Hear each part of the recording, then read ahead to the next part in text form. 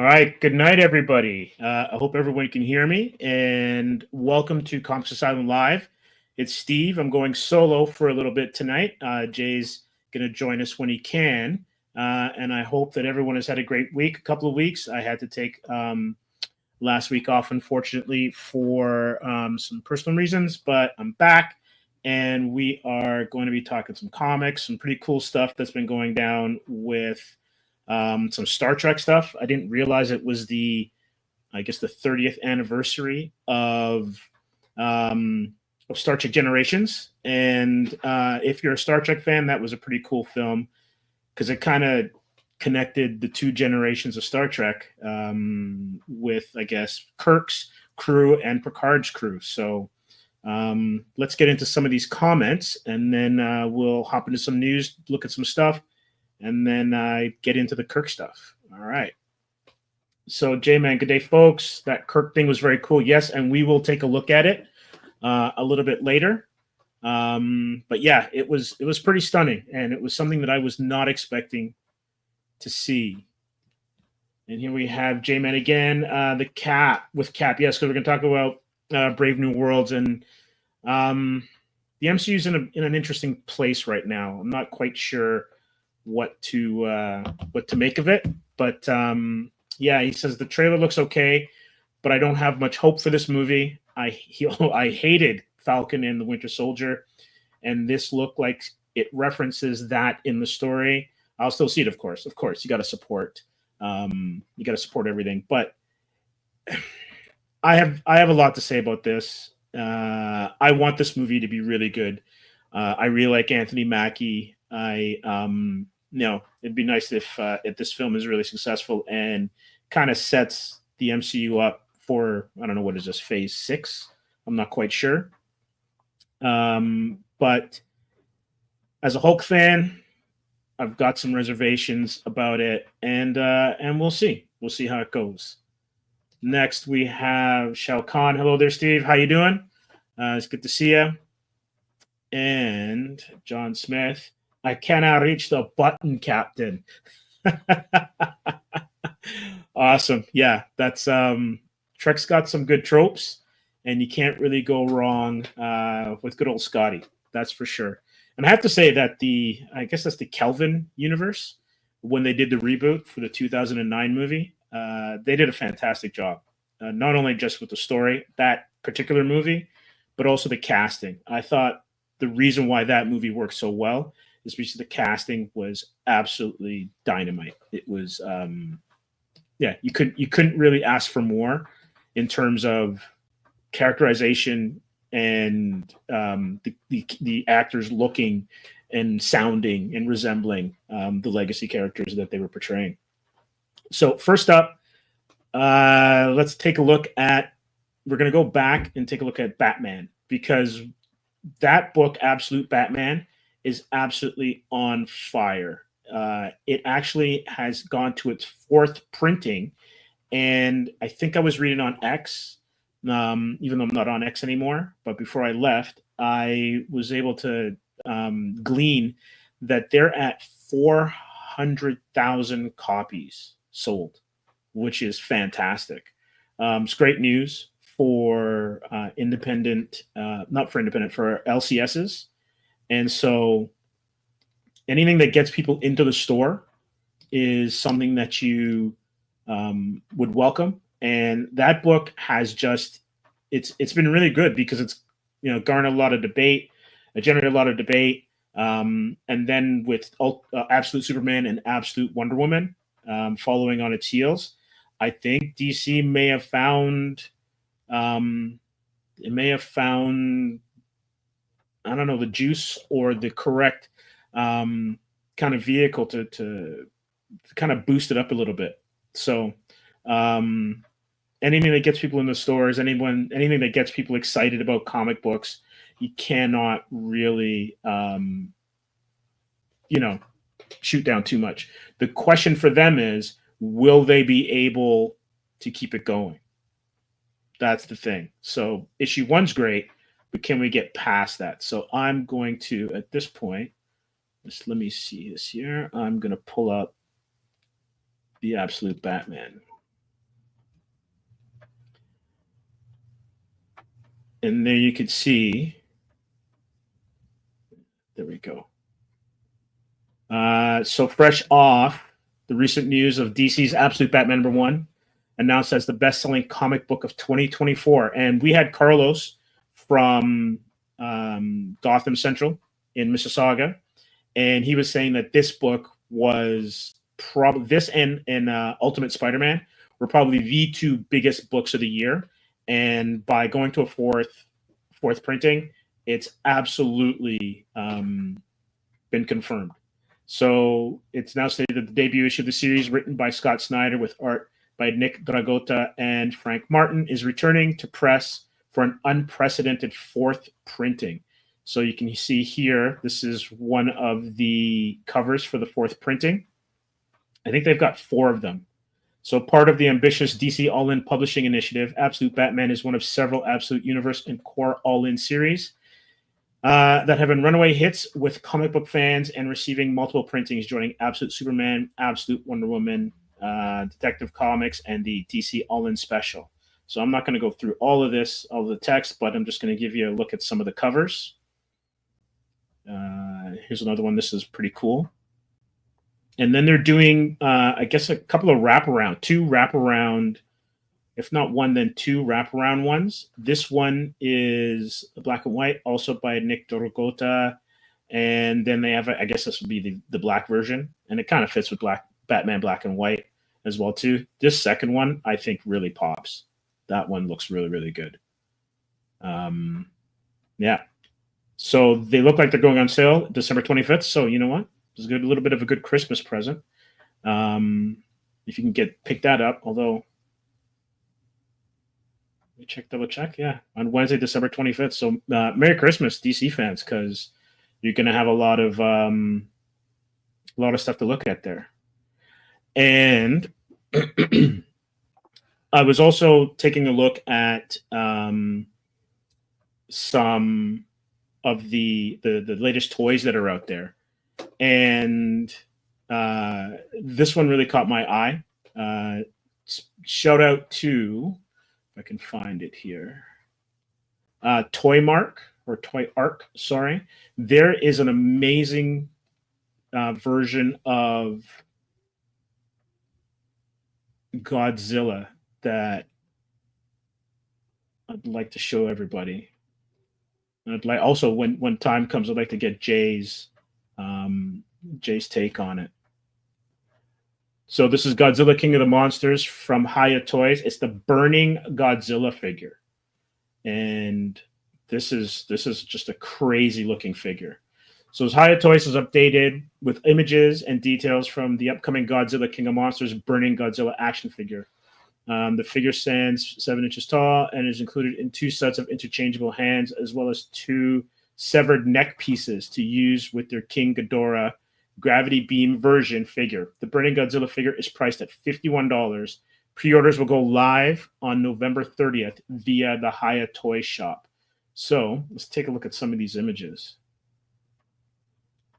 And they're pretty stunning. Let me see if you're getting everything. You're seeing it right. Yeah, perfect.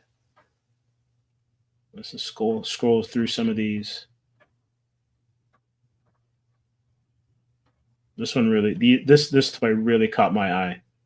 So if you're a big Godzilla fan, this is something to look forward to, for sure.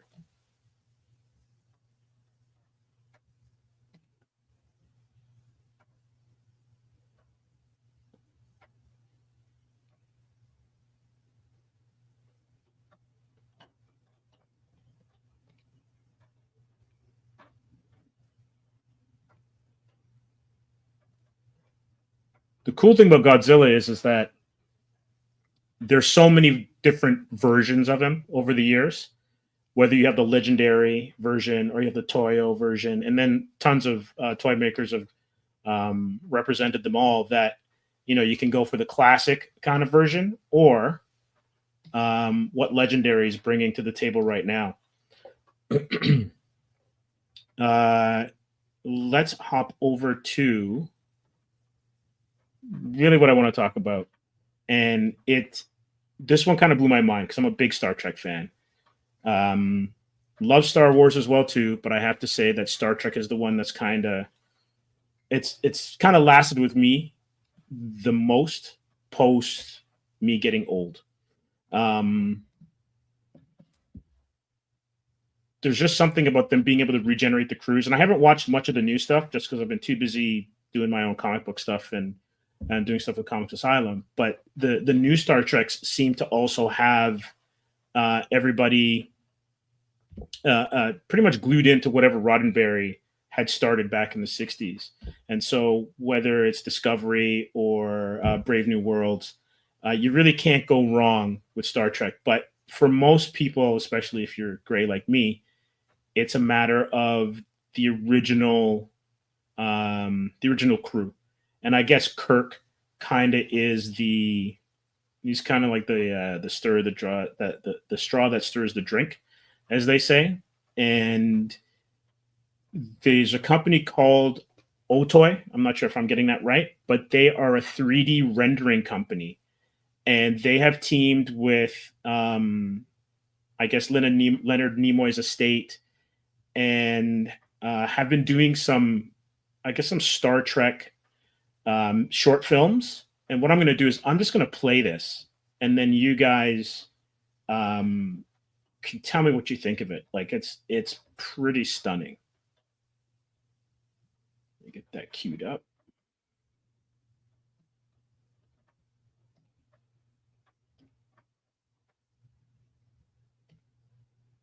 Oh,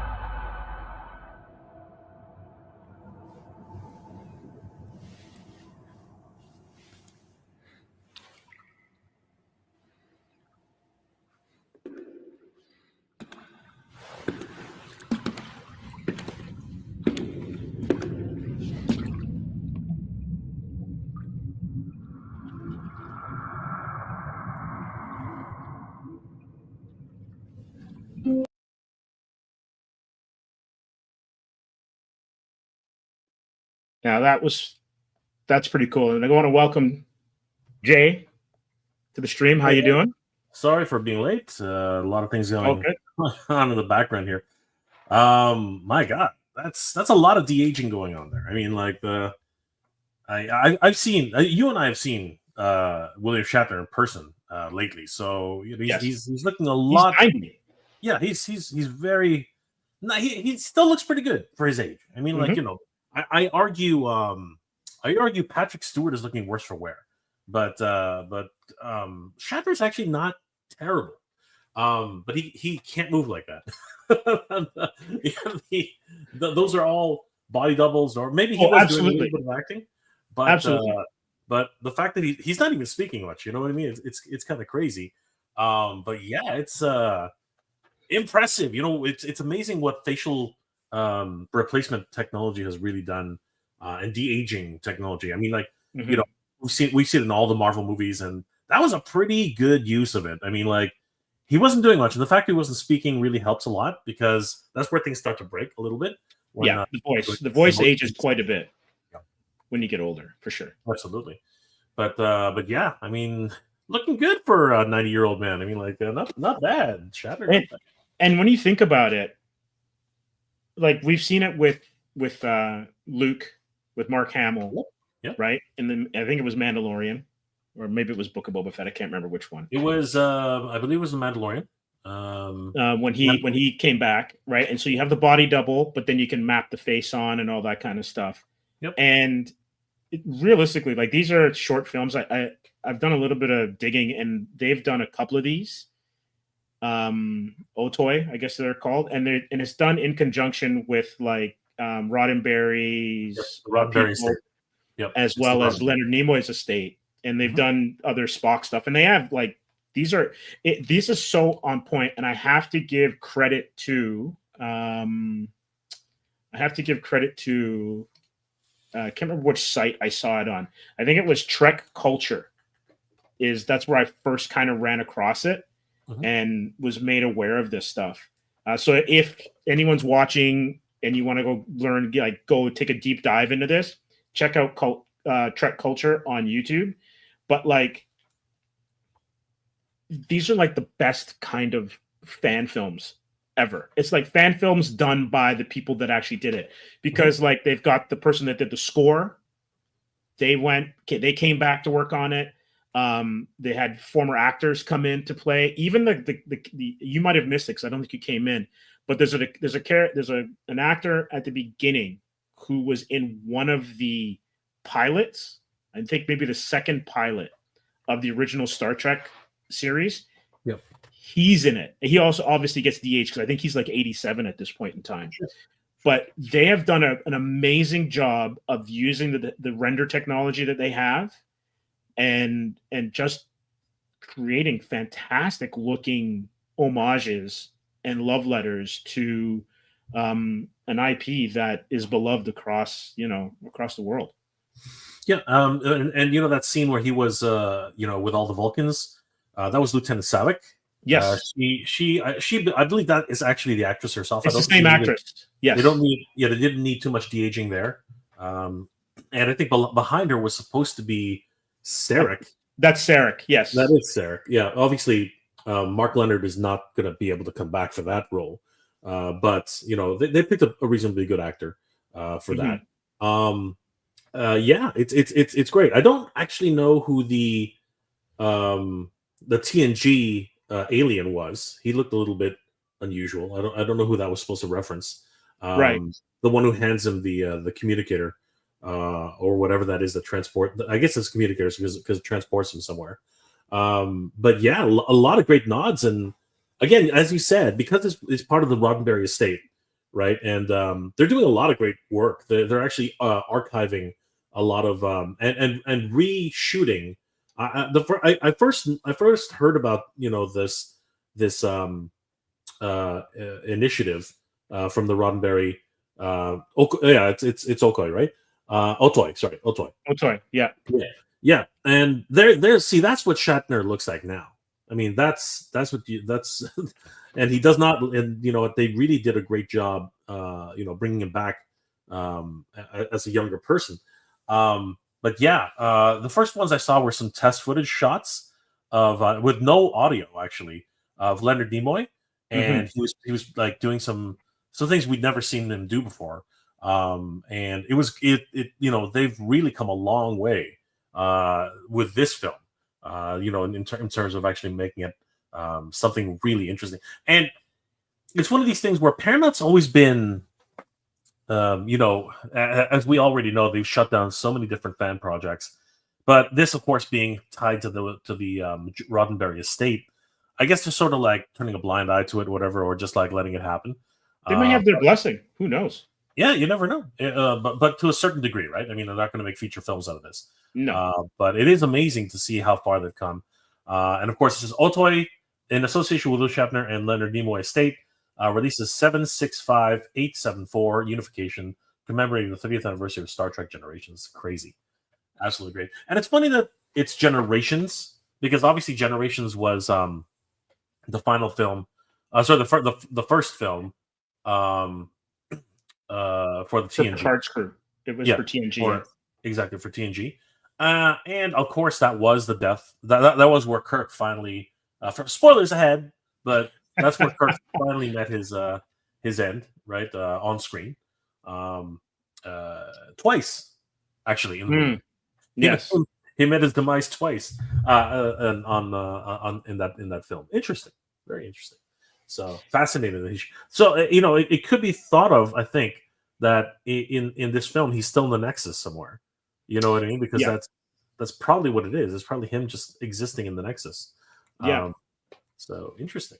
It's pretty cool. I've watched the whole thing, and you also saw there was another actor in the shot that was just on screen, plays Spock. So basically, not to ruin it, but the purpose, from what I'm gathering of this, is to kind of give Kirk and Spock their final send off, like a proper final send off. So when Spock passes, I guess in the Kelvin universe. Or timeline, sorry, which would be the J.J. Abrams-esque Star Trek. Kirk, as you saw him there, he then approaches or goes to Spock on his deathbed.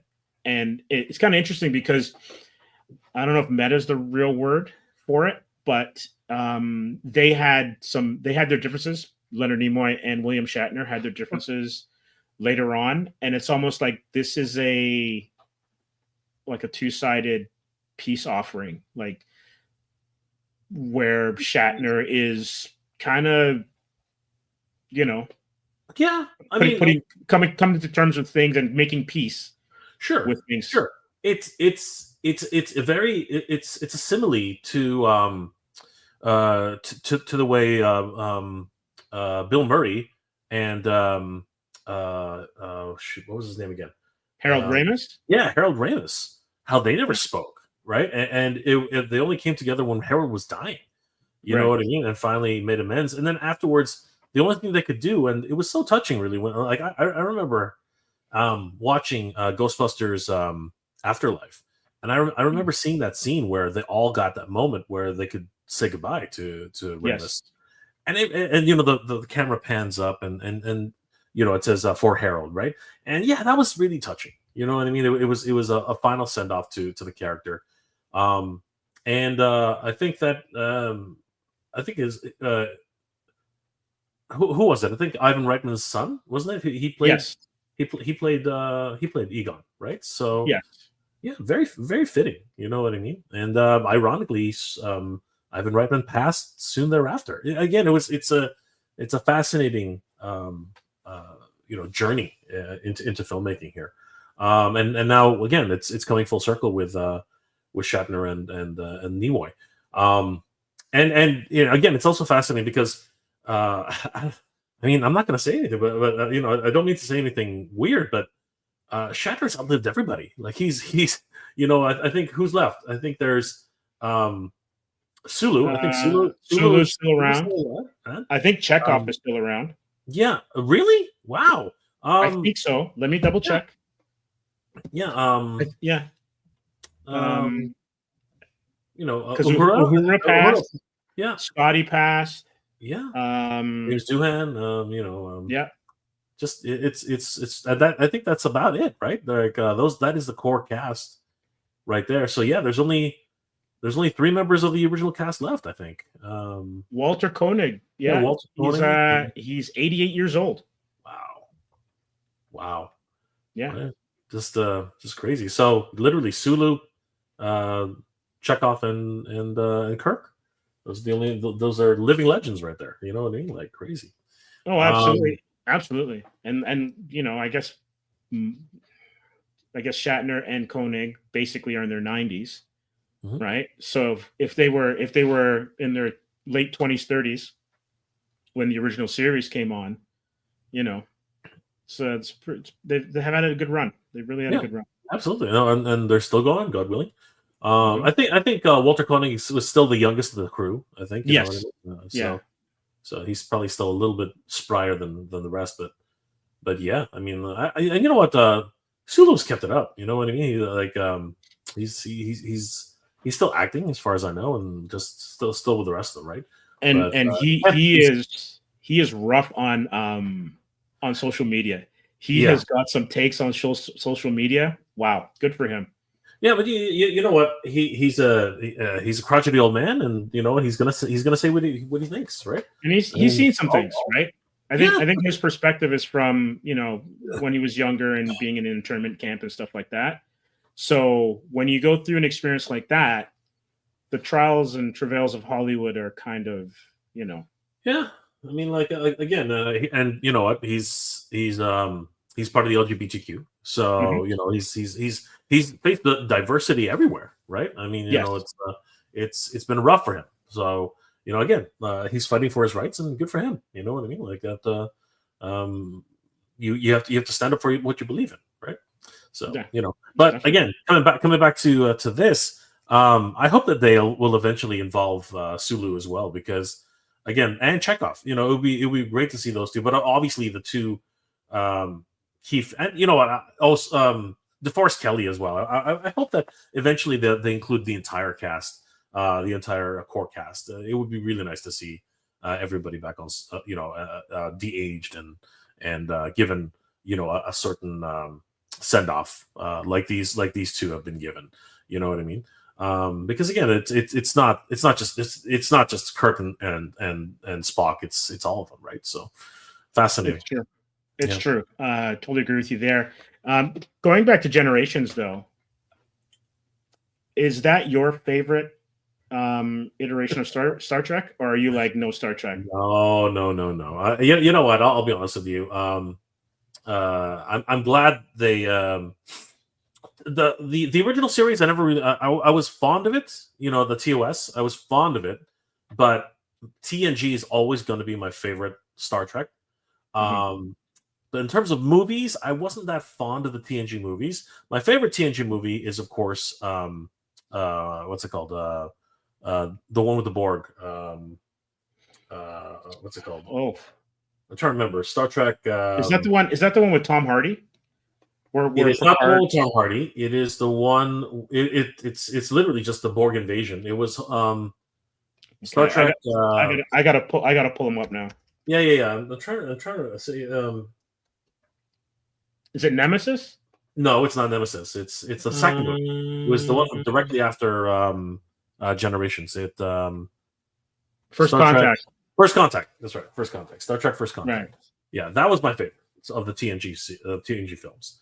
The other ones felt a lot like long episodes. This one felt like a real movie. It was directed by Jonathan Frakes, and he really thank you, Master Versal Commander. Of course, Eldor is always going to have the right answer. But yes, that's my favorite. It felt like a movie. It had a lot of tension. It had a lot of drama. It had temporal mechanics. Gosh, darn Star Trek. And it was coming hot off the heels of the Dominion War. So it really did like have all those elements. It had the new costumes. It had everything. But my favorite films are always going to be the TOS films. There's just something so campy but so endearing about all of them. I think everyone is very familiar with The Wrath of Khan. It is the return to form for Star Trek in many ways. In a lot of ways, it is one of the most exciting films. And honestly, Ricardo Montalban, I mean, like, amazing acting on his part. And apparently that was his actual physique. He was a strapping lad. He was Diesel. He was Diesel back then, man. He was a strapping man. Working on Fantasy Island gives you all those pecs, man. Oh yeah. And of course it was the death of Spock, right? And then they brought him back for the next film, which was amazing. And we actually got to see Christopher Lloyd, actually putting in some acting chops instead of just being a comedic taxi driver or a crazy professor. You know what I mean? Like, great stuff on his part. And then shortly after that, it's everyone's favorite film, which even Star Trek fans know. The Voyage Home. You know what I mean? Where the whales. Everybody knows the one with the whales. I mean, it's just a great film. Directed again by Leonard Nimoy. And then it had a nice light tone to it. Yeah, it was a lot of fun, and it didn't take itself seriously. No, and I think that's kind of why it worked. And the 80s were such a weird decade. Like, I know we grew up in it, but when you think of like just like the styles, the music, burgeoning technology, it was ripe to be kind of like mined for all of the inside jokes. 100%. And it was really great just having a laugh at ourselves. You know what I mean?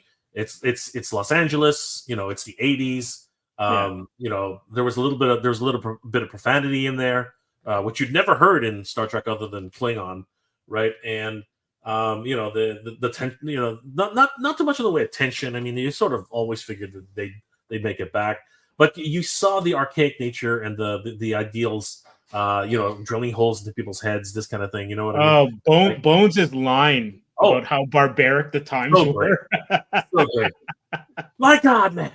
Drilling holes in his head's not the answer. DeForest Kelly is a gem. You know what I mean? We lost when we lost DeForest Kelly. We really lost a great actor. I mean, like, he was one of a kind, honestly. Although Carl Urban does a fantastic rendition. Like, it's amazing how good he does him. But he does it in his own way, and I love that. Yeah, I love the fact that he's not parody. He's not totally embodying DeForest Kelly. He's doing his own thing, but it's really refreshing. I really enjoy it, and he himself he doesn't get enough accolades for his acting. You know what I mean? He's in Dread, where you don't even see his face. Amazing, and I'm waiting for Dread 2. To be honest with you. Oh God, so many people have been like, it's kind of like, it's like Battle Angel, it's like Dread 2. Yeah. It's like all these one-hit wonders where they need a second film. They deserve a second film. But then, you get like not everything is like a Pitch Black where it has a lead actor who's just commanding people to do what he wants. You know what I mean? And then of course, by the way, if anybody watches the Chronicles of Riddick, watch the extended edition, the director's cut. The theatrical version was not that great. The director's cut, with only about 15 minutes of extra footage, makes so much more. It's just it explains so much more of the world, and I was shocked at how important those extra 15 minutes were. It was insane. It's a great sounding movie too. Like, it is. Sound on that movie is fantastic. Also, Vin Diesel has that was the best shape he's ever been in his life. In terms of being cut, in terms of being lean, in terms of being athletic. Because when he went toe to toe with The Rock, he was like, they had to bulk him up. He was like, again, he was on roids for like months. But in Chronicles of Riddick, he looked the best shape of his entire career. Like, seriously, everywhere else he was kind of soft. He still had a good size, but he was kind of soft.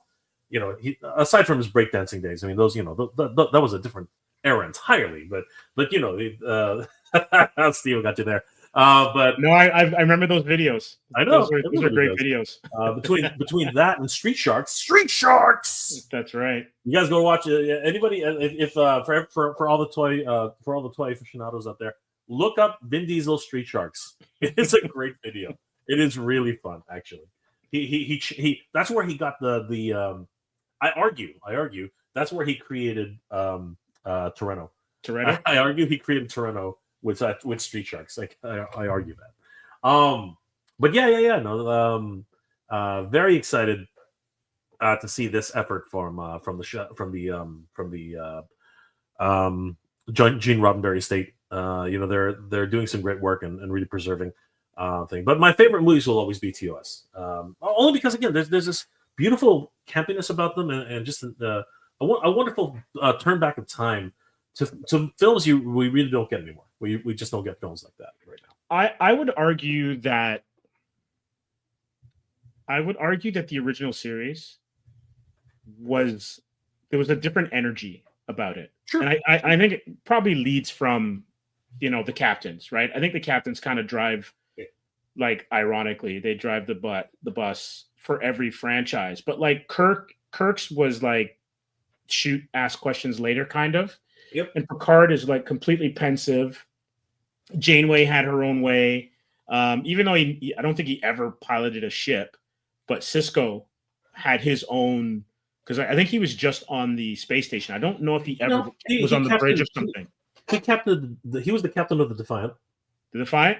He was the captain of Defiant. The commander of the Defiant. Commander Defiant. Yeah. And so like he had his own kind of way of going about stuff. So, but those original movies, right? There was a like a let's go kind of vibe to them. Oh, yeah. And I always felt the Next Generation movies were just a notch down in terms of energy.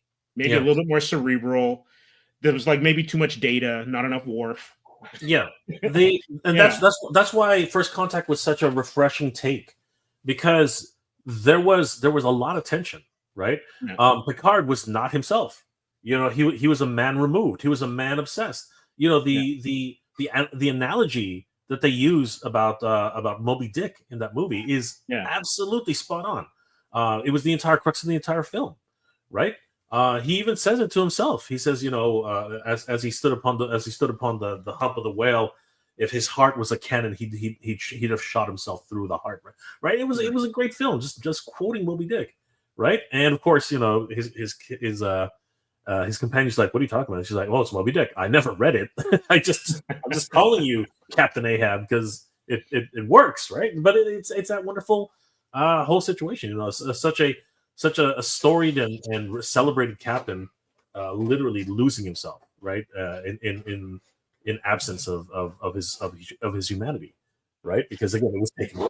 He wrestled with it, and they revisited that too many times now. Picard final season.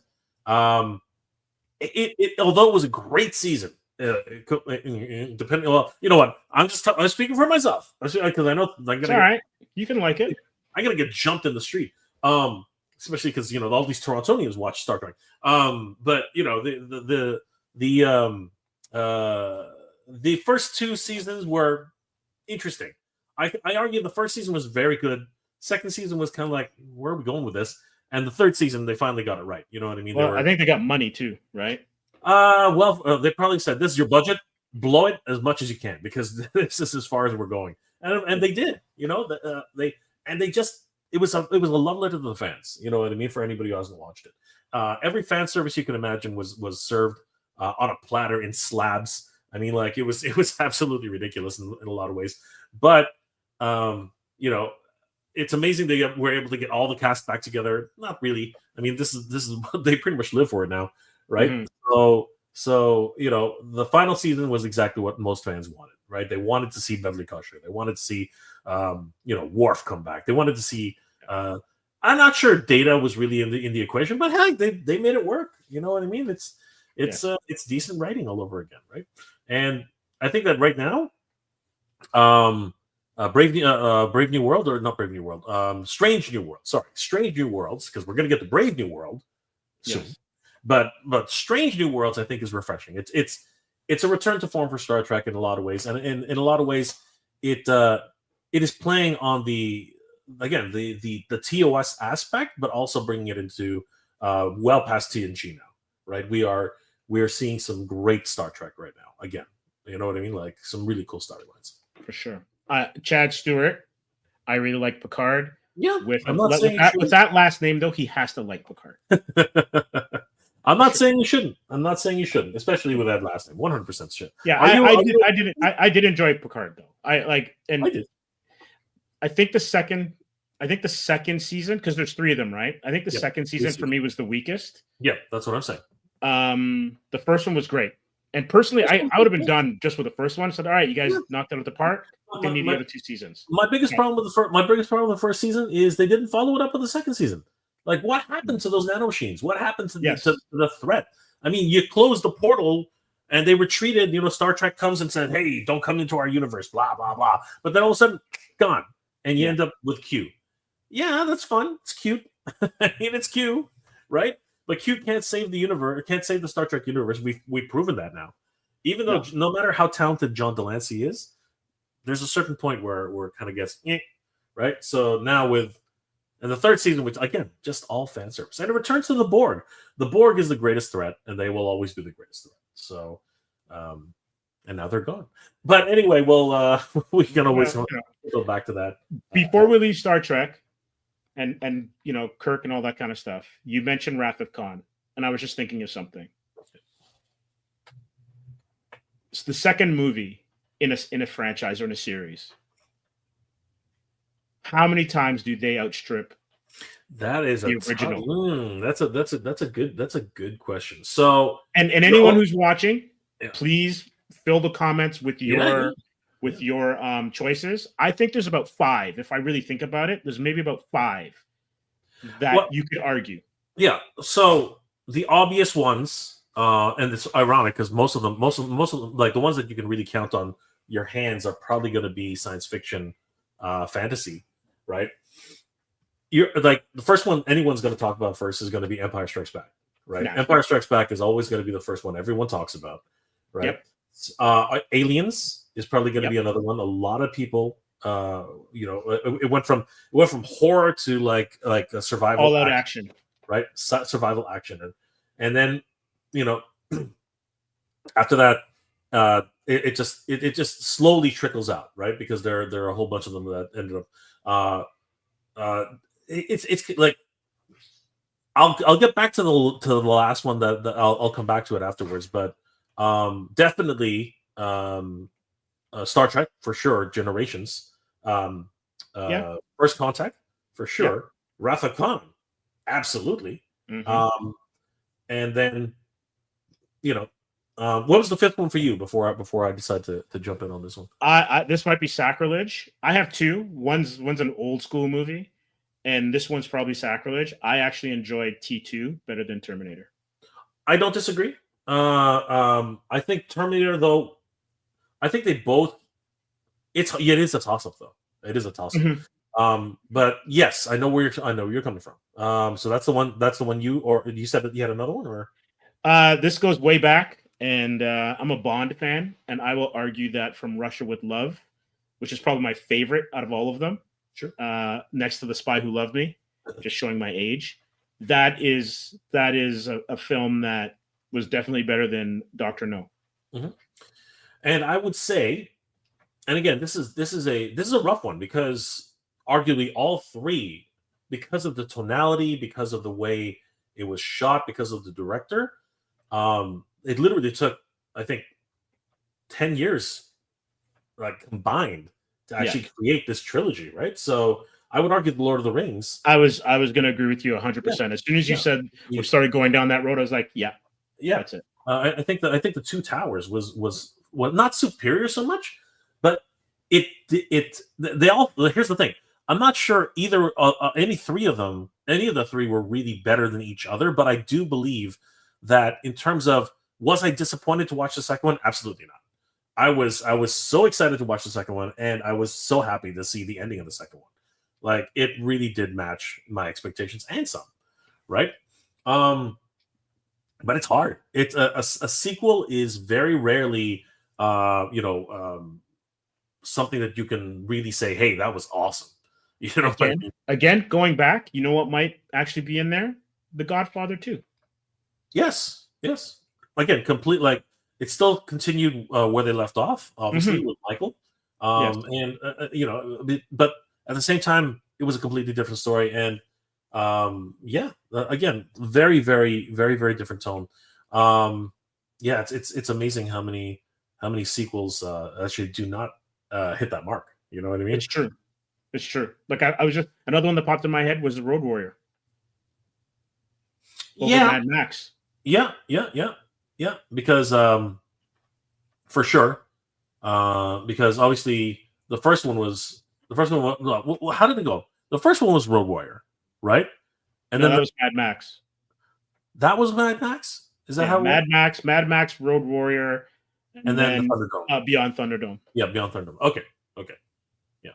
If I'm mistaken, I'm sure someone's going to correct. I think you're right, because I think the first film again was supposed to be a whole retrospective on a man losing his world, right? Like, and it's almost like an independent Aussie film. That first one, right, and then the second one is like we got a budget, and Mel Gibson's a star. Let's go to town, right? I totally agree.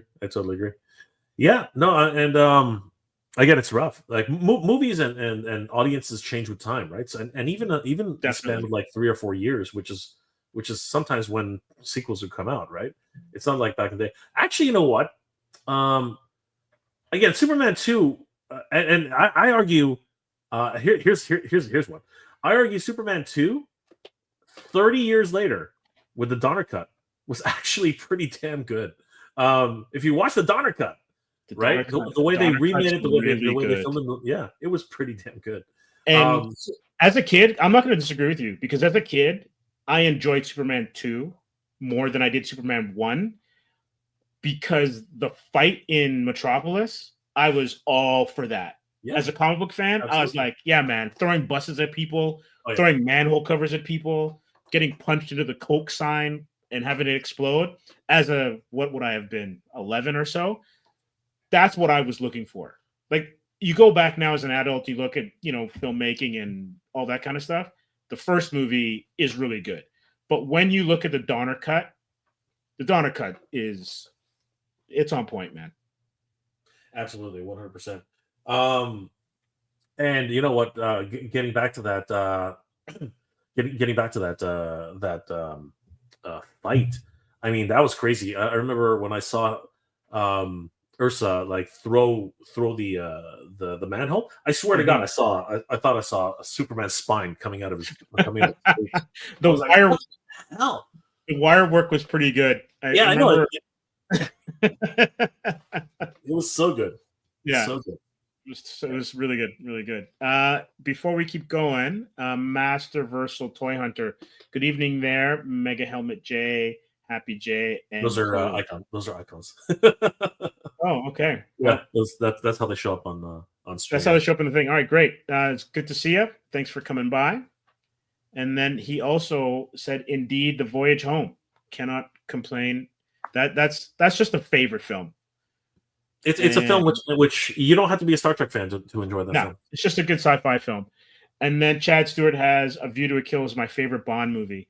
Anything with Christopher Walken cannot be bad. Oh my gosh!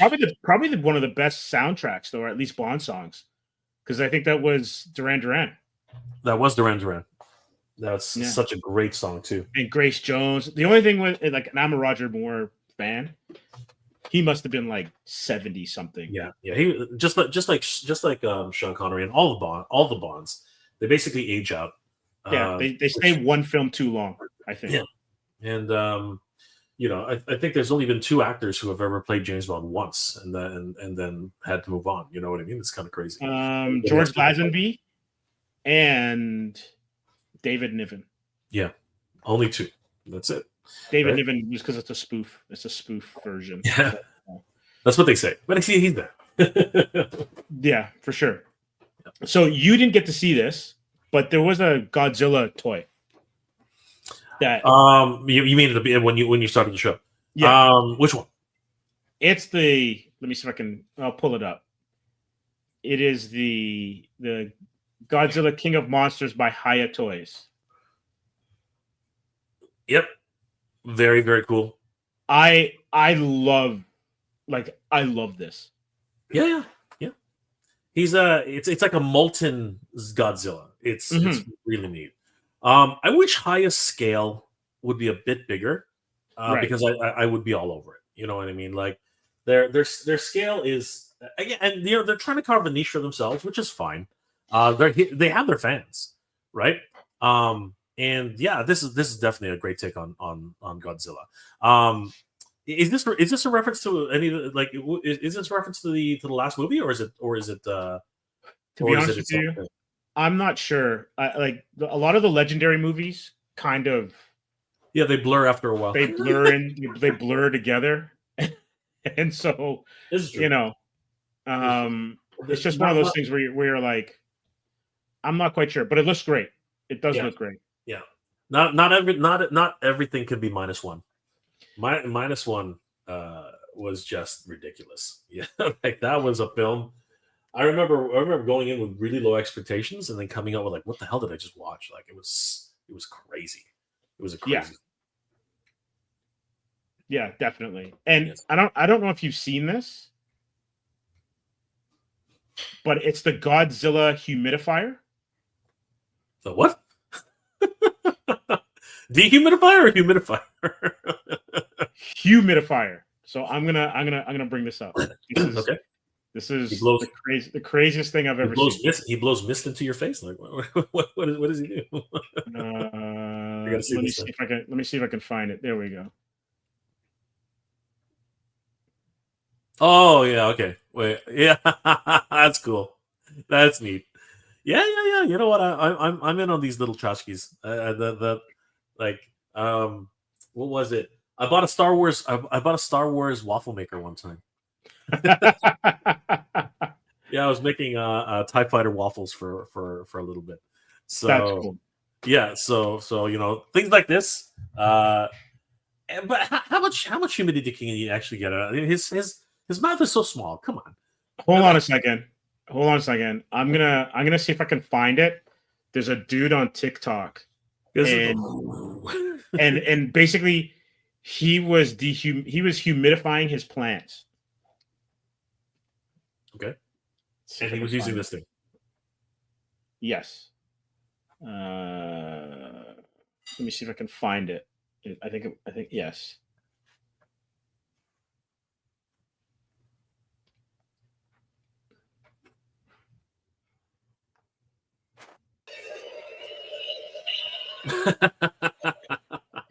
No plans tomorrow. Come here. I now have so. I'm just gonna scrub it back. Yeah. Okay, so I had no plans tomorrow. okay, so hold on. But that's not the one though. That's the toy. Yeah. So that's the toy, which does a similar effect, right? It's like the Bowser toy. Yes. Where you fill up the reservoir with some water. Mm-hmm. But the other one, I imagine, does quite a bit more mist. You know what I mean? So it looks like it. It also has like some sort of a trail. I'm not sure if that was photoshopped in, but yeah. No, I'm pretty sure it does light up. I mean, like that. You know, that's half the fun, right? And it would be really cool if it actually made noise and charged up like he did in the movie, right? So yeah, no, I get it. I'm into tchotchkes like that. I can totally see myself getting that one day when it really is not. It's a waste of money completely, but hell. Sure. I think if you're a Godzilla fan or Stan and you've got like 10 or 15 of them already, what's one more? Exactly. It's just it's a lifestyle, man. Like people collect whatever they want. People collect sneakers. People collect baseball cards. People collect anything, right? So why not Godzilla why not Godzilla? Why not? Why not? Absolutely, totally agree. Any toys on the horizon for you, or anything that's dropped in November? That I mean, we're gonna get to it in a second. So the Brave New World toys are definitely getting people excited for the movie. But the movie itself is it's one of these things where toy companies always have to walk this fine line, because they already showcased on the toy line that there's another Falcon. You know what I mean? Like right.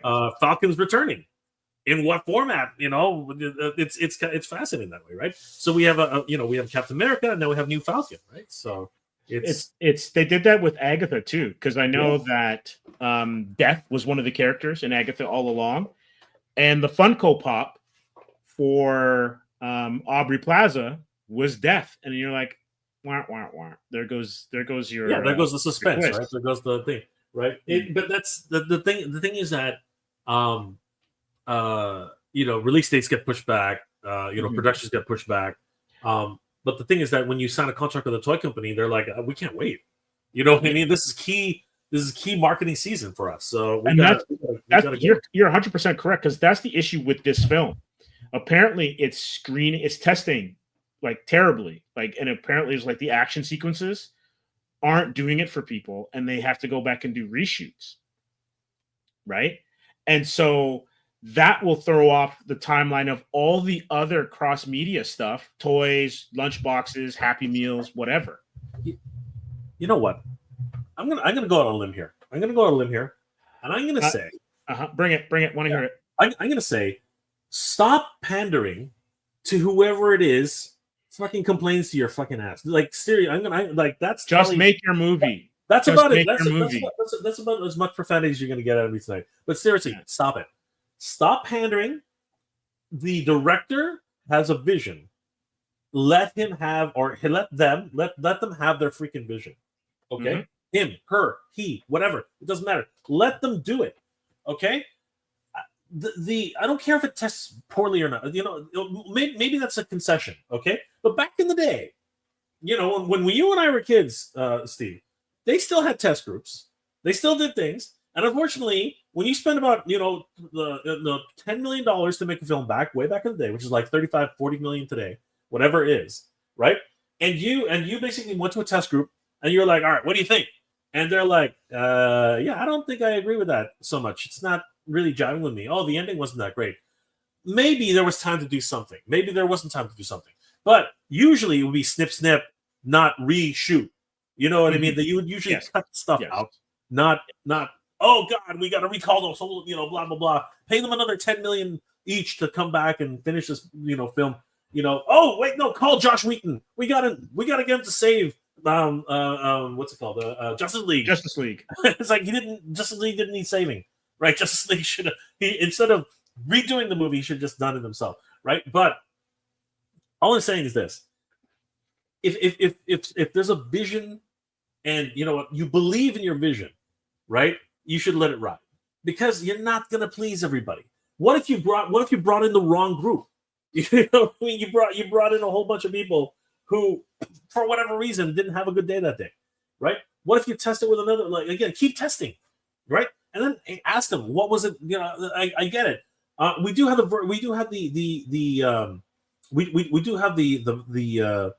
ability to redo these things. But here's the thing: you're gonna bloat this film to god awful amounts where you can't make your money back, right? And arguably, the film that you end up with might not be the film that was originally intended. That's exactly what happened with Justice League, right?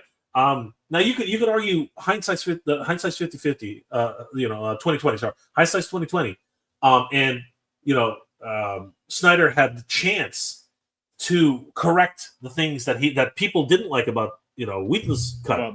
So he basically used that as a roadmap. You could argue that, right? But at the end of the day, Momoa and Cavill and all of them, this thing exists. We've seen the original cut and it's way better, right? So there was already a plan in place, right? This is what I'm trying to say. Stop pandering to an audience where, again, you just never know, and you don't know if this next cut is going to be the right cut. And now you're going to push it back another 6 months, right? And now the toys have to get sold, and maybe one of those characters is cut out, and that toy becomes, Wicked.com. You know what I mean? Right. maybe that's what happens. And Mattel's got egg in their face, and Hasbro's got egg in their face, and everything. But that's what it is. Give me 1 second though, Steve. I'll be right back. Yeah. No, I agree with Jay 100%. I understand that these things are made by committee. I understand that when you've got studio execs and shareholders that they have skin in the game as well too. But I'm wondering, like, they're not writers for a reason. They're not directors for a reason. And I think that's why when you get like independent film or smaller films, you get a truer version of what the story actually is. And you don't have, studio interference. My God, they like the list of films that are absolutely meddled with almost into a complete mess are long and legendary. And sometimes I think it's best when you just leave the director alone with the good script, let them make their films. Hell, shoot 2 endings if you want, but don't go back and reshoot scenes. Don't go back and change. Like, you should have known that from the beginning. Let's be honest. Every movie that has been meddled with has never really been a marginal success. You know what I mean? Like, you just got to look at Star Wars. The last film to really understand just how many concessions they had to make because of the previous films, because of the attitudes. The Ryan Johnson movie, yeah, but not so much that, but moreover the attitudes of everyone you're trying to please. But that's what I mean. Like, his movie was so polarizing, right? It was for whatever reason. But I will admit there were some scenes that looked absolutely fantastic. Yeah, no, visually unbelievable. But that movie made people so mad that they lost their mind in the last one. No, it's the thing, right? But not only that, it arguably a decent film like Solo suffered because of it too, because the people just said, "I'm not watching this garbage," right? But it wasn't garbage. But the thing is that, and it's unfortunate because Abrams had to come back and he had to stitch together some crazy movie after that, and it was a roller coaster. I didn't know where it began and where it ended. It was like bang bang bang bang bang. It was like literally shot like a machine gun fire for like every single scene. It was so fast. Mm-hmm. They needed 2 more movies, is what they needed, but they're just I totally agree with you. Right? But totally coming right back to it, let a director do the directing, whether it ends up being what you expected or not. I mean, as you said, the second film was not what everyone expected, and it upset a lot of people. But it's a canon now. It's canonical, which sucks, right? But afterwards, you got you got to just let a director do his thing, because reshoot after reshoot, this after that, test audiences, whatever, you're not going to end up with a product. You're basically chasing the rabbit, man. You're chasing the freaking rabbit. You're never going to catch it, right? You got to go with what you originally intended, in my opinion. However the outcome is, you've already spent $3 million. You already spent $60 million on this thing, right? You're going to spend another $30 million just to get where you think it's going to be. You're losing money. The worst part about it is you've got the VFX artists under the gun, even more so now. Actually, that's even worse, because you know what? You're not paying them. You are bankrupting half of these VFX studios. Like, it's ridiculous, right? And what comes out of that? After all the really good ones go bankrupt, then you're left with She-Hulk. You know what I mean? Like you are left with whatever it is, that's left over, right? Because the good ones have now literally gone under, right? And what's left of the team has been dispersed to God knows where, right? So pay the people what they're owed. Don't do the freaking reshoots at half the cost, just to get it done, right? And just trust. Have a little bit of faith. Like, trust in the fact that audiences will understand what it is. You're not going to please everybody. I get it. Test audiences, like, hedging your bets, this and that, whatever. But at the end of the day, if you're gonna pitch a movie to anybody, right? Then you know what? As you're fond of saying, get the writing right the first time. Like, write a good fucking film, right? If you have gold in a script, you'll know it. You know what I mean? Like, everybody you pass it to, and a lot of the actors, they'll be happy to tell you this is shit, or this is the greatest thing I've ever acted on. You know what I mean? They will tell you, right? Yeah. It's crazy. It's like the difference between Ragnarok and whatever the name of the last film was. Love and Thunder. There it is. Love and Thunder.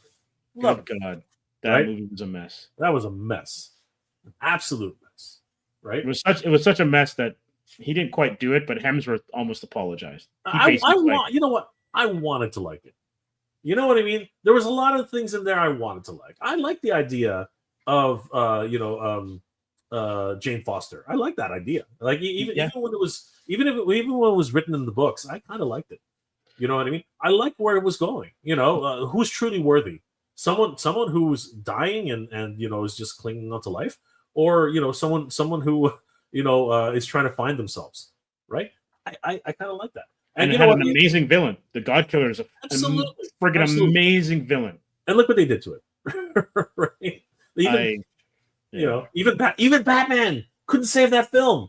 Batman could not save that film. Steve, we're living in a crazy world and Batman can't save that film. It's crazy. It's nuts. I have nothing to say. You're 100% correct. You're 110% correct. Or is it Moon Knight? Was he the Moon Knight? I don't know. No, he was Batman. He was Batman. Okay. Moon Knight was an X-Men. Ah, that's right. He was Apocalypse. I was about to say maybe it was Apocalypse. I don't know. Wrong franchise. So let's see some of these Brave New World toys. Just having fun. Yeah, for sure.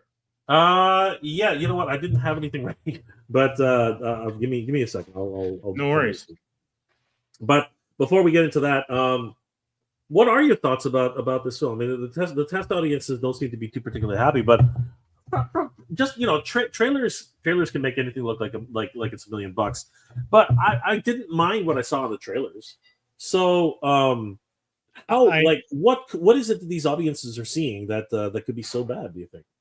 I think part of what Marvel's problem is, what the MCU's problem is that they showed up and had like an MVP Hall of Fame career in the first 3 or 4 years, right? Absolutely, 100%. And basically are hanging on for dear life for the rest of it. Like, so they're kind of like living off of past glory. And what I mean by that is some good films have still come in the later phases, but the expectations of fans is through the roof. And then you start second guessing yourself because you gotta top Avengers. Oh no, now we gotta top Iron Man. Oh no, we gotta top Winter Soldier. Then we have to top No Way Home, right? Endgame. So you keep leveling up all the time to a point where you can't really level up anymore. And I think that's one of the things with this film. Now, for me, and this is my big beef, I think we might have spoken about this a couple of weeks ago when Carlos was on the show. Sure. How you gonna have Red Hulk without the Hulk, man? That's like having Joker fight Justice League as an example, and Batman's not in the movie. It makes no sense. Absolutely no sense whatsoever. Now, I know Ross and the Thunderbolts and all that kind of stuff. I get that. But for us Hulk fans out here, we're starving for a proper Hulk movie. And I know there might be some studio wrangling as to why they can't do it with Universal. But come on, man.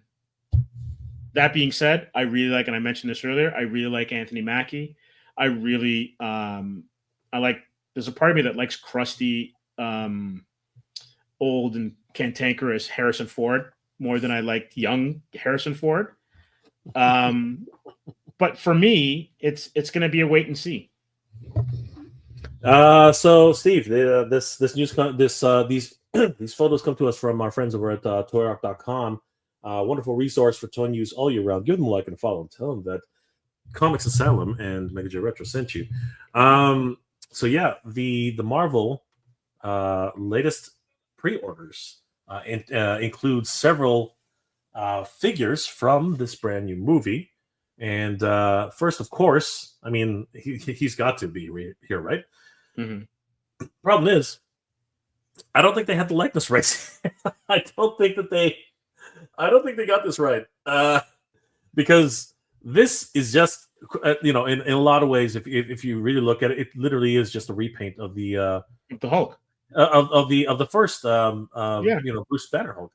Yeah, that's Bruce Banner Hulk. It's not pretty much. Like, I don't know. And this thing we're going back to it though, Steve. We're going back to the idea that when they bought the rights to do these films, these the license for the movie. Oftentimes when they do this, they don't necessarily have the assets to actually make a proper Hulk, right? Because again, like even some of the early footage that was in commercials, he didn't look right. He kind of looked almost like Bruce Banner, right? We're seeing now that he's sort of looking more like Harrison Ford, right? Yeah, they're just using the old models. Yeah, but early on, and obviously that's exactly what happened here. All they did was put a new coat of, literally, not even figuratively. They put a new coat of paint on. You know what's crazy? That face looks like Jack Kirby. Yes. You know what? Maybe like when you do like when you look at a cartoon caricature or whatever of Jack Kirby. Yeah. Put a cigar in his mouth, and that's Jack Kirby, man. I see where you're coming from. I totally see where you're coming from. Absolutely. That does not look like Harrison Ford at all. Well, it's not even Harrison Ford. This is the here. Let me just it's Mark Ruffalo. That's not, and even that one didn't technically look at more. No, it didn't look like Mark Ruffalo either. Yeah. What's it called?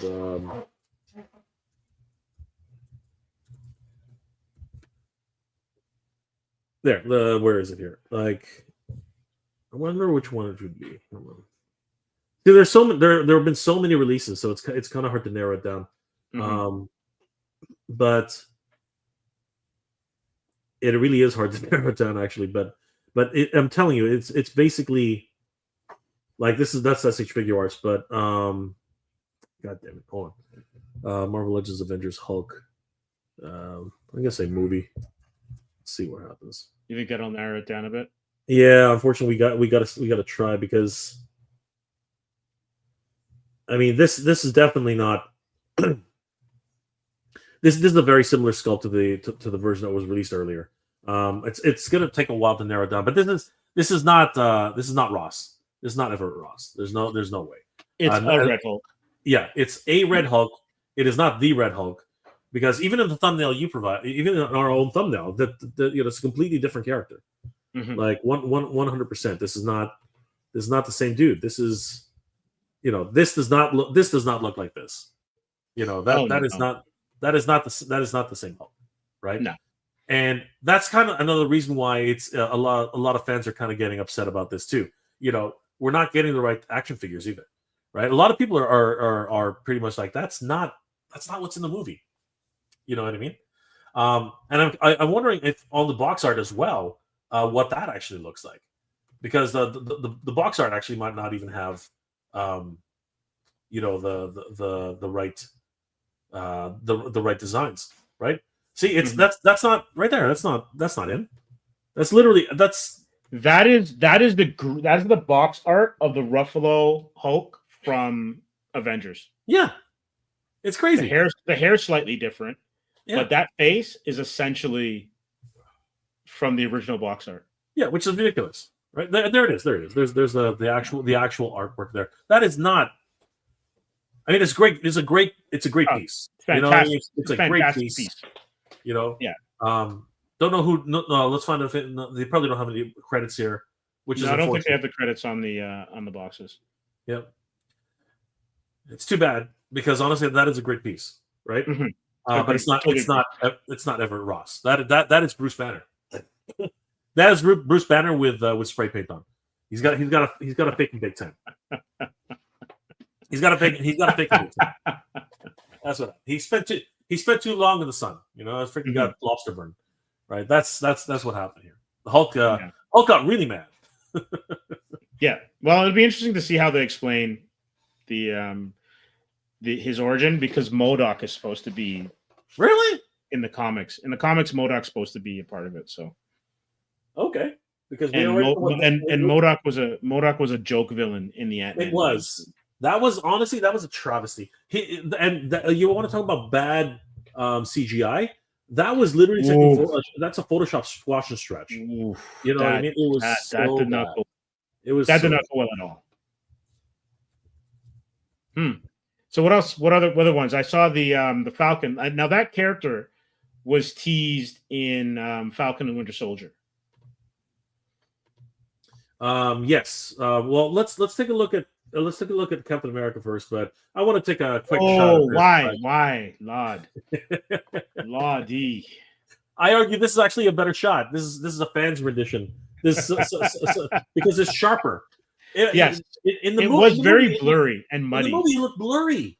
Yeah, it looked blurry as f. Like I don't know what they were thinking when they did that. Like that was standard definition MODOK versus 4K crazy. MODOK. It was low definition. It was like 640p. You know what I mean? It was crazy. Yeah. Like I didn't understand what they were thinking. It was just a terrible decision. You know what I mean? MODOK's supposed to be menacing, man. Yeah.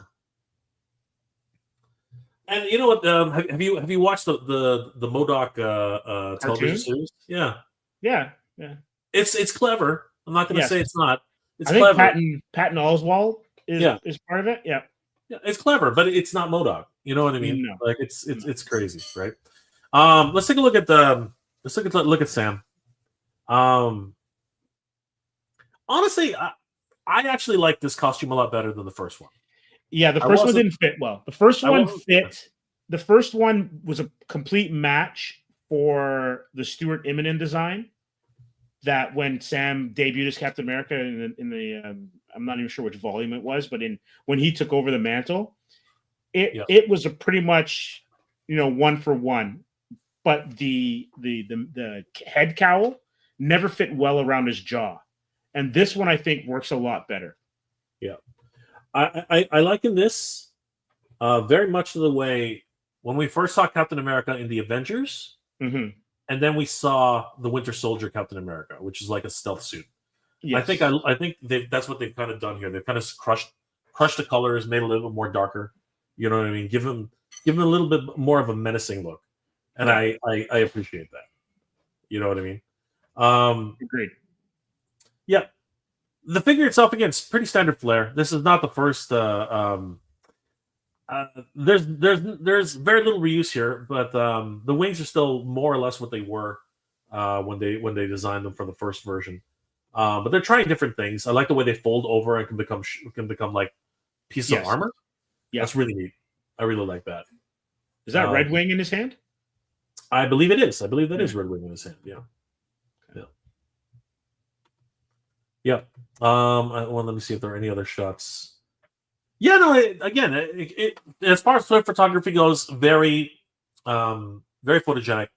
I love this. This particular shot is great. Yeah, it's like a phalanx. It's like a one-man phalanx. You know what I mean? Yep. So great. Great pack out too. Especially even the way they have the golden triangle here on the pack out is actually really, really cool. There he is. There's Red One. Yeah. Pretty standard flare, not bad. Again, great illustrations. Box art is amazing. Yeah, but again, we're at that point now where we're way ahead of the game now, right? Like the toys are coming for the movie, and of course here's a figure that they couldn't help but release, right? And the worst part about this, arguably the worst part about this. They had to release him in such a way that you couldn't see his face. Even the face sculpt, is actually covered by a helmet. So we don't even know who. Like, I know we pretty much know who the actor is now, but it's like, why even bother with a character like this? You know what I mean? Like, at least when you're putting out the toys, and I understand. I totally get it. You need to sell toys. I get that. And I totally understand where they're coming from as a toy company. I totally understand that. But again, like, I think this is probably the best shot we can get. Like, who is that guy? Like, yeah, well, you know who the character is because he was in Winter Soldier, not Winter Soldier, Falcon and the Winter Soldier. Yeah, Falcon and the Winter Soldier. Yeah. So it's easy it's really easy to read. But again, why cover his face? If you're gonna release the freaking toy, like give us the proper head sculpt, because that's exactly what fans are going to complain about now. They're going to be like, well, why didn't you give us the head sculpt? It's like, well, movie rights and this and that. It's like, come on, seriously, that's a bit of a weak excuse right now. Like, half the reason why people buy toys that are from the movie is because they want to be able to see their favorite actors on screen, right? Yeah, that's the whole reason for collecting these action figures, and actually one of the whole reasons why they are what's it called? Investing in facial real technology, right? People want to be able to collect these guys. You're right though, because it's interesting that they didn't have Torres without the helmet on, right? Yeah, you already had you had the actor there from how long ago was Falcon and Winter Soldier? It's been about 2 years now. 3-4 years? 3 years? Is it 3-4 years already? I thought it was during COVID. I thought it came out around was it COVID? No, yeah, I think it was at the end of COVID, right? Maybe. That's still 3 years though. How did it go? Was it Secret Invasion and then Falcon, or was it Falcon and the Winter Soldier and then Secret Invasion? The latter. So Falcon came first. Yeah. Okay. I think Falcon was one of the first Disney Plus shows. It was that and WandaVision, I think, that kicked it off. Got you. Okay. Yeah. All right. So that actor's been in the fold for 3-4 years. They for sure could have. Yep. Again, it's one of these. It's the politics of it all, right? It's the politics of when do you release this? How long can you take? Right? Is the movie going to go release on time? And I think that's really the problem. The movie is no longer slated to release on time, or has reshoots, or is having a problem with this person or that person. I revert back to my original statement. Freaking just release a movie the way it was intended. Forget about, just take your lumps. You know what I mean? You invested in a movie which you believe, and again, you believed in the idea that this film was going to bank, right? Yeah. That's what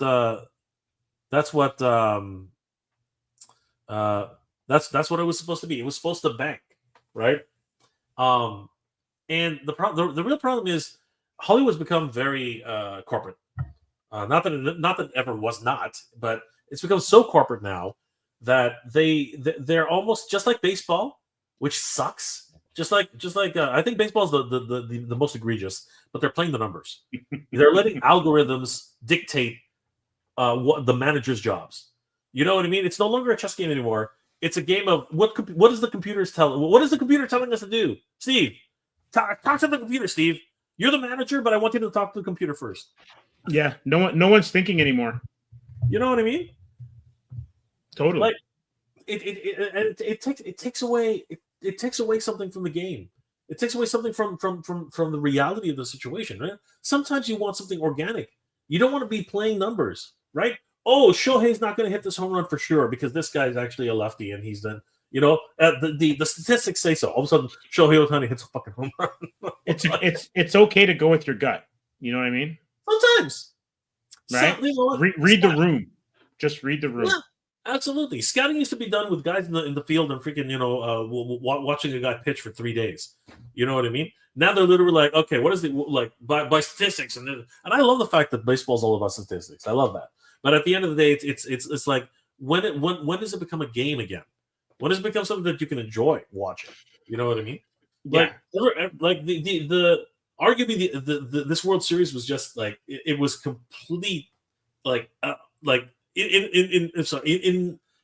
a way I think it was actually a little bit scripted, because how the hell is it Ohtani actually gets onto a brand new team, becomes the freaking best player in baseball, which there's a lot of skill there. There's a lot of skill there. But I'll tell you, those payrolls were out of control. They're ridiculous. They're absolutely crazy. The two best payrolls in terms of cash, best World Series money can buy in the NBL. If the Dodgers didn't win, it would have been egregious. Like their general manager would have had to reassess his purpose, because if you basically have 1 to 9 as all-stars, and then your pitching staff is all-stars as well too. You know, and then the Yankees always spend, and the Yankees are always in it. You know, other than the Astros, who they seem to have trouble against, the Yankees are always in the mix because they spend a lot. And as a Jays fan, I couldn't watch it. I was happy for Teoscar and, you know, some of the other players like Biggio that were on there and got a chip. Oh, I enjoyed it profusely as a Jays fan because it was hard, man. No, the Yankees were getting their ass whooped, man. Well, there is that too, right? But I was kind of like, Shohei Ohtani, man. Yeah, we thought we had him. We thought we had him for a minute. He's a force of nature. You know, and he proved. He might be the best baseball player, you know, we've ever seen. Yeah, like, is he worth that money? I don't know. I'm not 100% sure yet, but I love what he's done. You know, in order to keep their salary cap, he's actually deferred most of his salary until the end of his year and until the end of his career, which is kind of crazy. Like, but you know what? No matter what, a contract's a contract. They cannot they're who is it right now? There's that I think a team is still Bobby Bonilla. Yes, Bobby Bonilla. Bobby Bonilla. They're still paying him. I think he's been retired like 15, 20 years or something like that. It doesn't matter. Them paychecks are still rolling in. They're still rolling in. His kid, his agent is perpetuity because his kids. His grandkids could have kept collecting those checks. You know what I mean? Like, pretty much. That's you're just waiting for him they're waiting for him to croak. They're like, God, when are we going to be able to stop this contract? It's so bad. Yeah, when you look at it that way, it's pretty crazy. It is nuts. Like baseball contracts are just stupid, like absolutely stupid. But I do love it. It's crazy money. What? Let's bring this up really quick because I think you'll get a kick out of this. It is Joker. It is Joker. I have to say, this was my first foray into Toy Arc. That's where I got the Godzilla stuff from. Yeah. And that's why I'm saying there's some really cool toys dropping. Well, there's some fun toys. 100%. And you should keep going in there and just like you know, getting lost in the rabbit in the rabbit. Oh, absolutely. But what do you think about this set? Steve, what do you think about this? This is a whole playset, by the way, a complete playset. Yes, right. It comes with two figures. I haven't seen the Joker, so this is just neither have I. Neither have I. People are like, "See, you should watch the Joker." I'm like, I don't know. It seems like a run of the mill movie to me, right? But everyone swears up and down. I think it has the Star Trek 4 effect. You know what I mean? Where no, I'm serious. I think it's an everyday man's movie, right? It's not really a comic book movie, but but yeah. So you know, tell me what you think. What are your thoughts about this set? You know, what are your thoughts about because it comes with. Let me go through what it comes with. It comes with the Joker. It comes with Murray. Actually, it's right here. So it comes with the Joker. It comes with Murray. It comes with the back wall. It comes with the desk, 2 chairs, a plant. The floor base, which is cardboard, and it comes with a whole bunch of accessories. It comes with in a wonderful, beautiful, gigantic box. The box is great. The box is beautiful, just absolutely gorgeous. But it also comes with a couple of things which you would not necessarily accept. But check this out. So it comes with the Joker, arguably Joaquin Phoenix, maybe not. Maybe some random dude. It comes with Robert De Niro, maybe not. I would say it's got his mouth and his eyes, but the face, I'm not sure. As a whole, it's your standard McFarlane, kind of half-assing. No, not really, but their best attempt at a likeness. It comes with a microphone. It comes with these crazy additions. It comes with a notebook, right? For Arthur Fleck. Are there notes in it? I think it's just empty. I think it's empty. Okay. Yeah, it's just an empty notebook.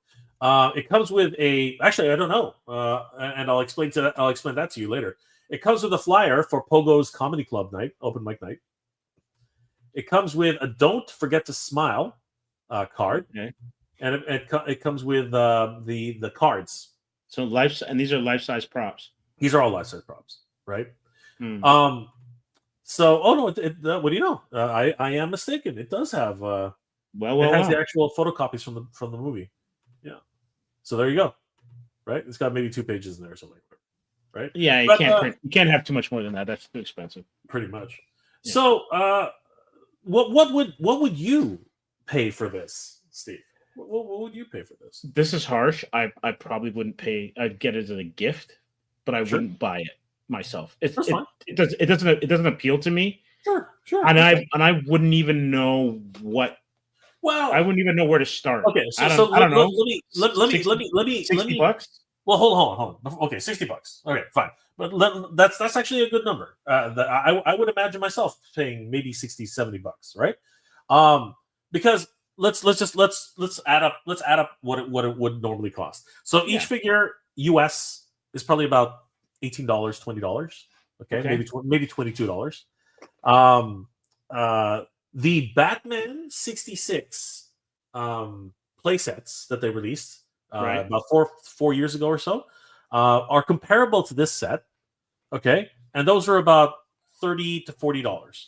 I think it was I think it was $40 a set.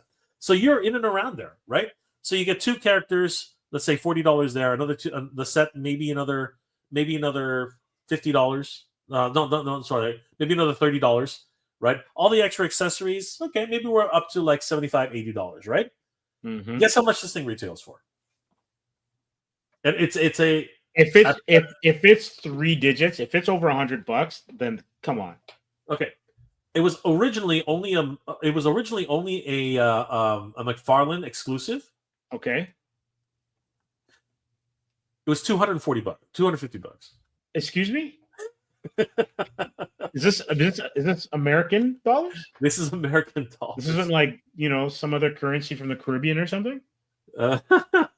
No, right there. You see it? What are you telling me? $249.99. What are you telling me?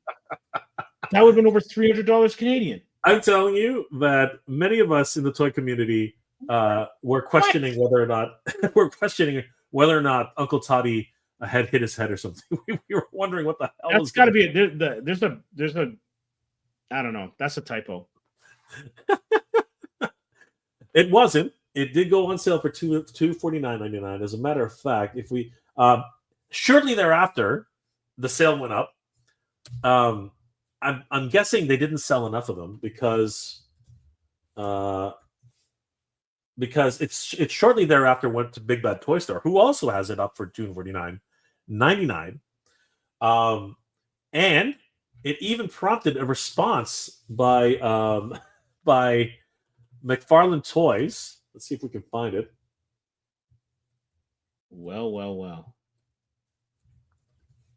Sarah's Lupin does not like how they look. He says they look like she. I'm not surprised. Let's see. There we are. McFarlane Toys official. Let's see if we can find the quote here. Because someone in the comments went bat crazy. Where? It's not about money. Yeah. So here's the actual quote. The actual release on myFarlandToys.com. So this was crazy, and if you go through the comments, people are let's just say people literally lost their minds. Let's see here. Originally said the Joker movie limited edition deluxe collector set live with Murray Franklin is available for pre-order right now at select retailers. Link in bio, featuring an extra large limited edition collector's box with a foil Joker image on the front and 21 items inside the box. 21 is questionable. Joker 7-inch figure, Murray Live 7-inch figure, 3 swappable Joker faces, 4 alternate heads, notebook, handgun, coffee mug, blah blah blah blah blah blah blah blah blah blah. Also includes the full-size tropical items, the Joker notebook, don't forget to smile, blah blah blah blah blah, and paper for $249.99 USD. And then I believe if we have to do a little bit of searching, we have to do a little bit of digging, but I believe that it's actually in the comment section where they actually made a statement, not really apologizing, but as you can see, people are not happy. I'll pick it up around for $20. Let's take a look. Wow. Let's take a look Might as well add the gold label and make it $350. Oh man. YouTubers assemble. Let's see. I cannot wait to find the Joker at $20 and Murray for $5 at Goodwill. Yeah, they were not kind. They were not kind. They were not kind on this. Right there. I think I'll order a Sentinel instead. Exactly. You know what I mean? Like the Sentinel's cheaper. There's a typo here. It says 250 where it should be 75. Like Yes, people were that's again. exactly what I was thinking. People were not shy about voicing their opinions. $375 Canadian. Yes, right $375 Canadian. Now I think it was on Twitter. Now that I think about it, so Twitter, or X, McFarlane Toys. I believe the response was on one of these, and it was a pretty candid response. Like they how come it's not? What is wrong with you? All right, so let's see if we can find the response here. Vote now. Something. Start your holiday. Where was it? Good old Toddy Mac. Mm-hmm. Winning the, what is that, an award or something? I don't know what that is. Almost looks like a corner box. Oh man, I know it's here somewhere because somebody actually forwarded it to me. I wish I. There it is. There it is. Keep going. There it is. No, down. There you go. There it is. You're right. There it is. There it is. You're right. There it is. All right, here we go.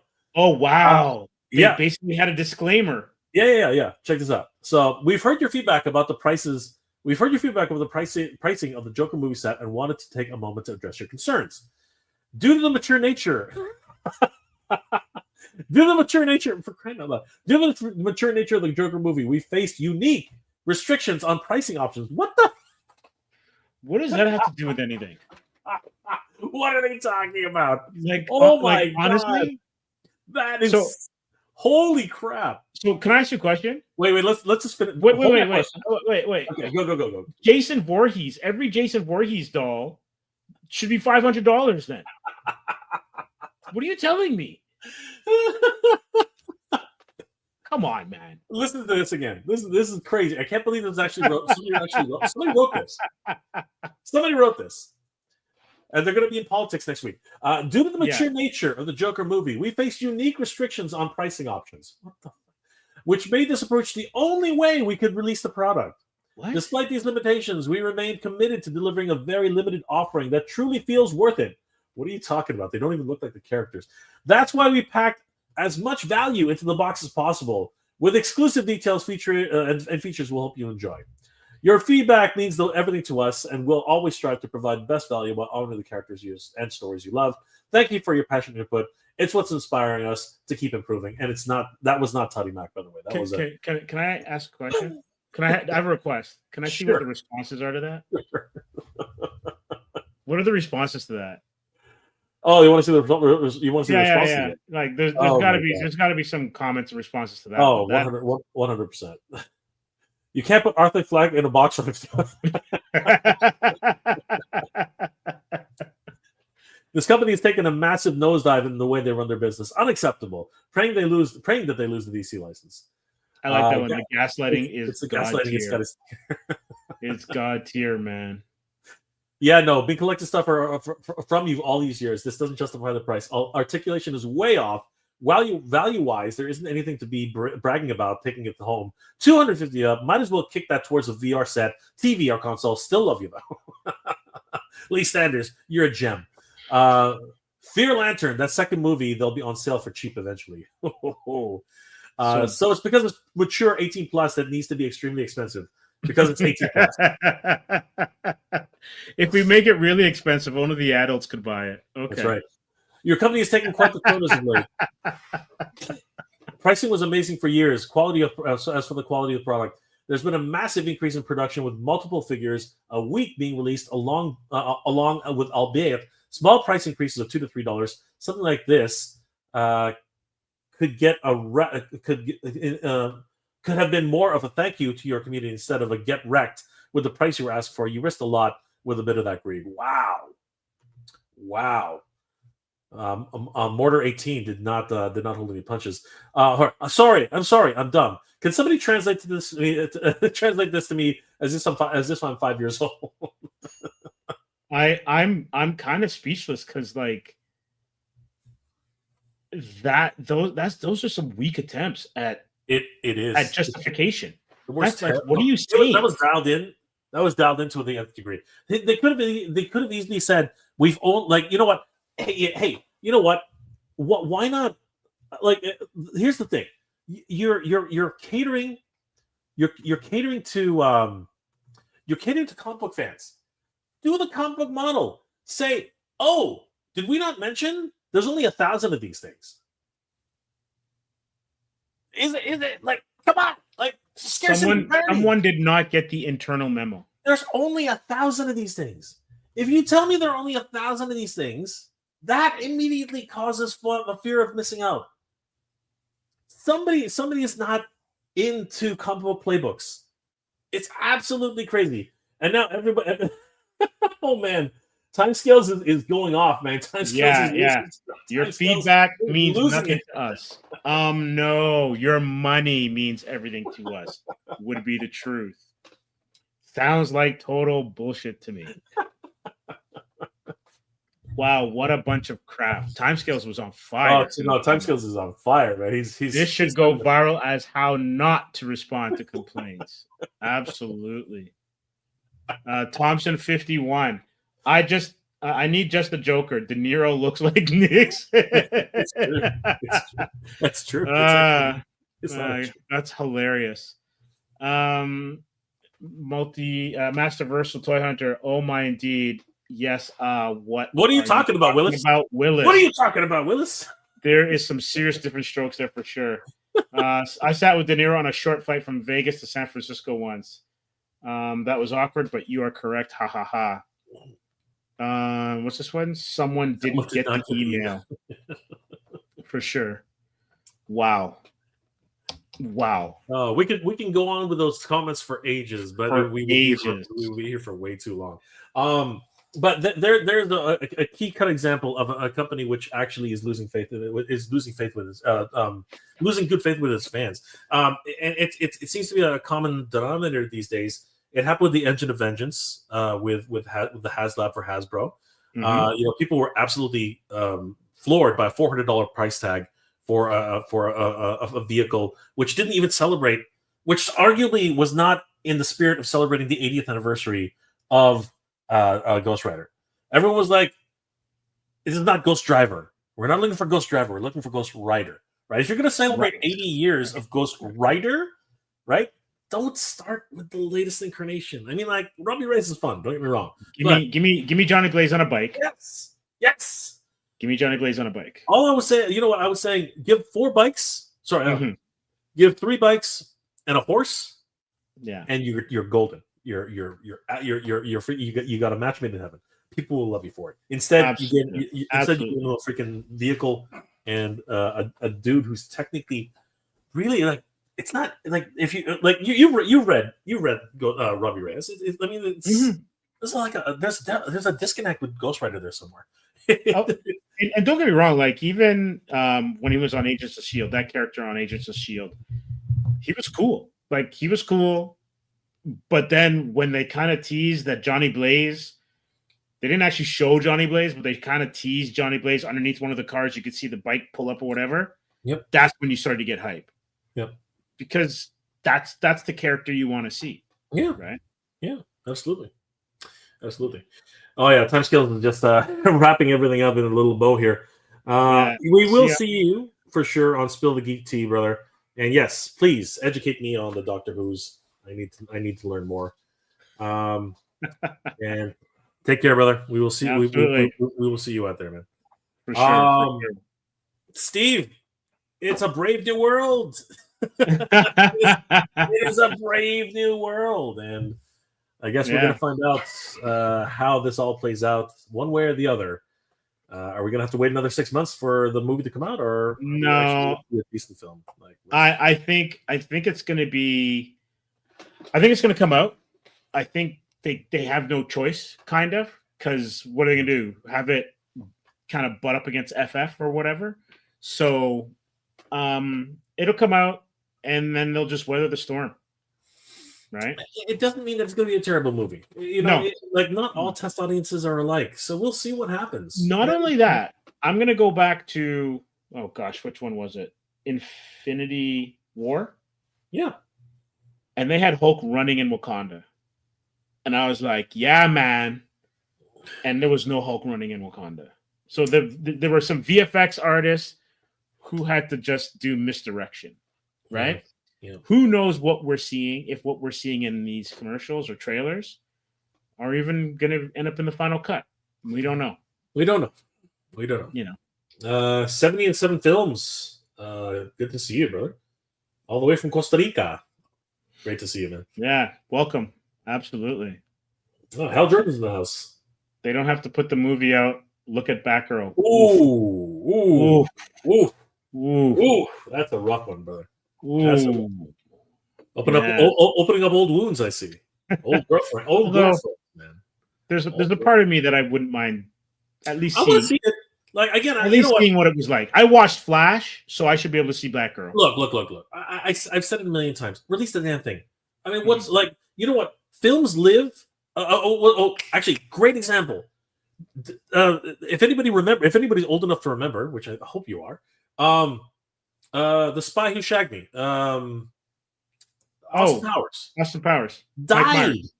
Austin Powers died in the theaters. It was a complete flop, an absolute disaster. And guess what? It had a second life on DVDs, and it had 3 movies after that. Right? Think about that. Sometimes there is an audience that you find afterwards, right? Anyway, marketing has a lot to do with this. The marketing failed.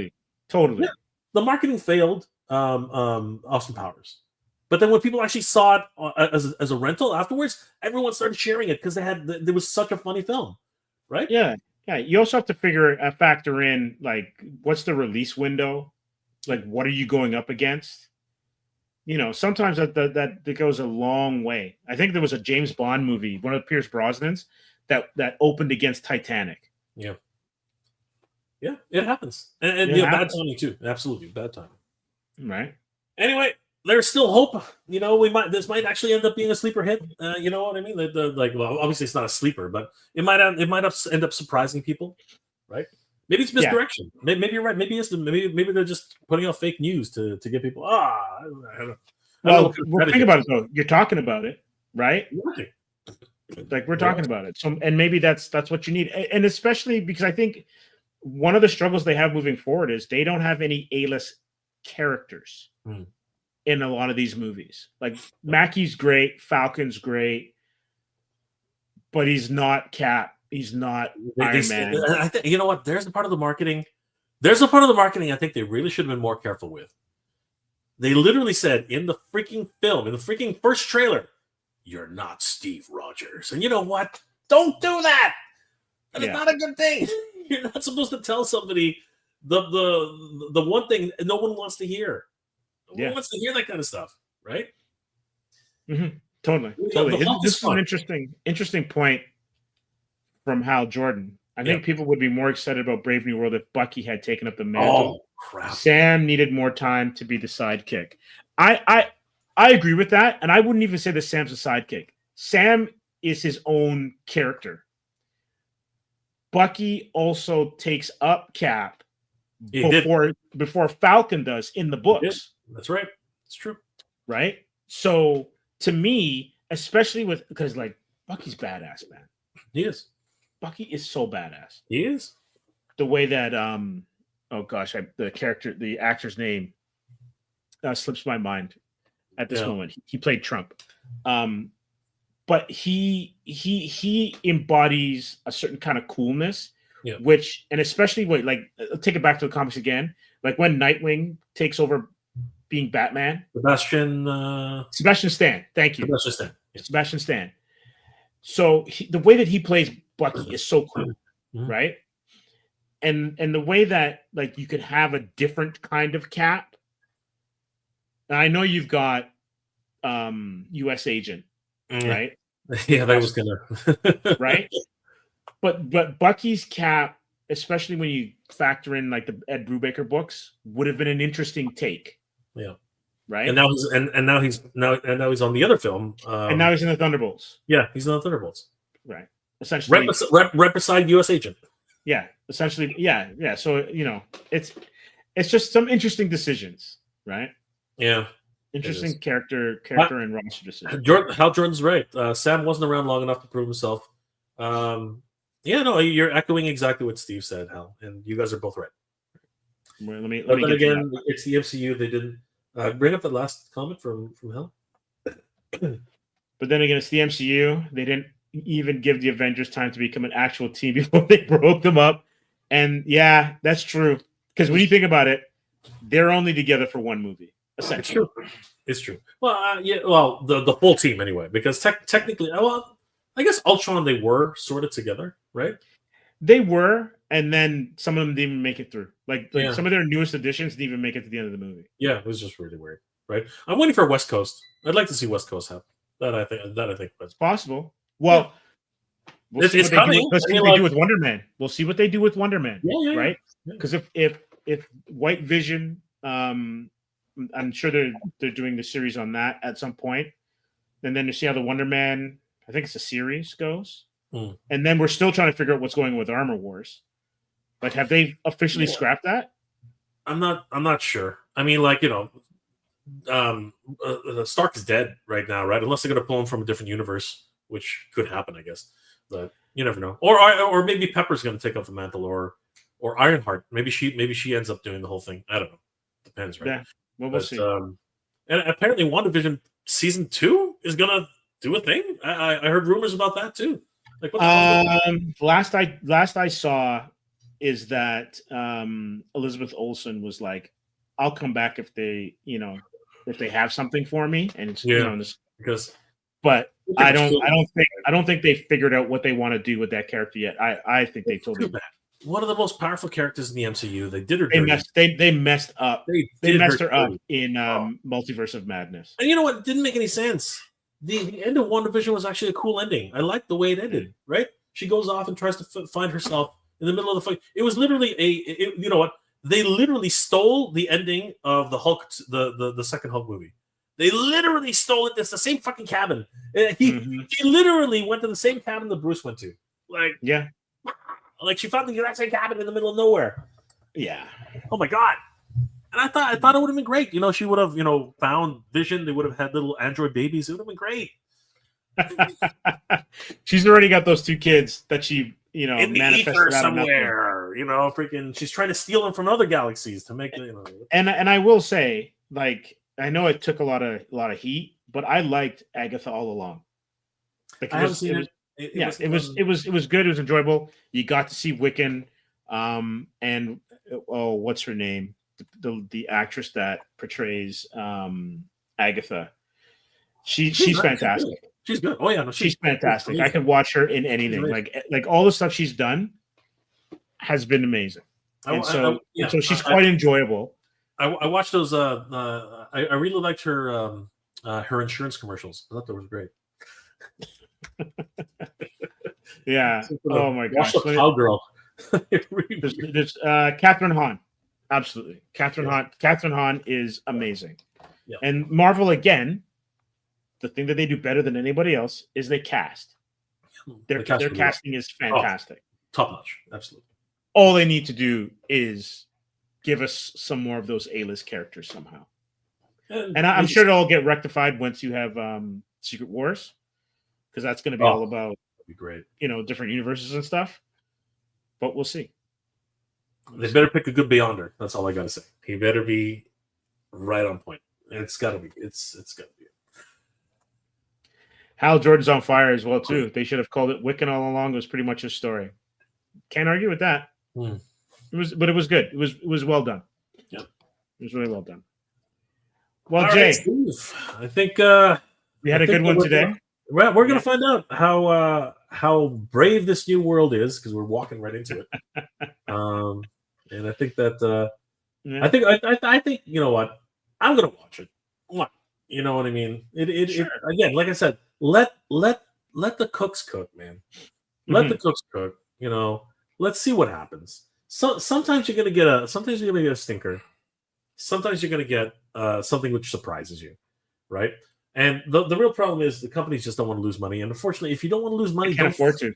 Yeah, don't throw so much money into a movie which doesn't have the kind of characters people really want to see. I'm sorry, right? Yeah.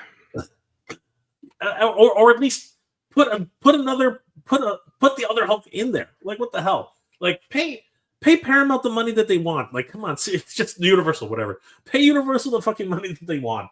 Like, just give them the freaking name rights. Holy crap! Like, just let them have it. I think you hit the nail on the head there. In that the types of movies that are being made now that are blockbusters are impossible to make for less than 200 million. Sorry, that's crazy. Right? It's crazy. And so the stakes then perceptually, right? And so the stakes then for the studios are astronomical. Like you can't do a $50 to $100 million movie because of just the effects that are involved in it. They're, sometimes you don't need. Sometimes it's not about effects. No, it's not. But everything they're doing, right? And because they can't do a movie with one character in it, right? They have to have multiple villains. They have to have multiple heroes. Everything is so convoluted that it balloons the budget. But just make a simple story, and kind of maybe even focus on some of the street characters. Like, does Daredevil have to be a series? Maybe that works as a movie, and that would be a lot cheaper. I think what. I think that they should just go back to television. I think television has its own niche, and I think that television can evolve into movies if you really want to get that blockbuster feel, right? And I think that Punisher was a missed opportunity.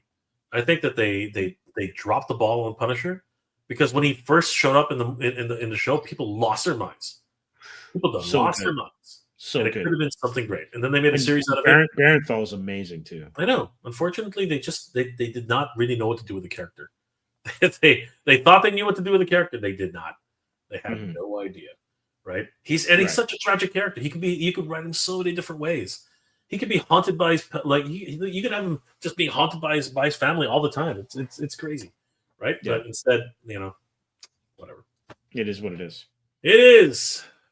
Anyhow, my friend, it's a brave new world, Steve. It's a brave new world. Yes. So let's face it. Let's face it head on. Absolutely. Well, Jay, it was good to see you. Absolutely. Welcome back, Steve. Thank you. It's good to be back. Missed everyone, and it was great chopping it up as Han Solo to start, and then with my partner in crime. It was good to see you. Looking forward to our next show. Anything to say before we head out? You know what? Just seriously, welcome back, Steve. We missed you. Always great. Last week was empty without you, but great to have you back. Sounds like a song. Absolutely. We're writing our own stories here, Steve, and that's great. For sure. Guys, be on the lookout for Atrium. It's coming hot and heavy. I think Steve's got everything coming in the works. I think you can still late pledge right now. Is that right, Steve? Pledges are done. Done.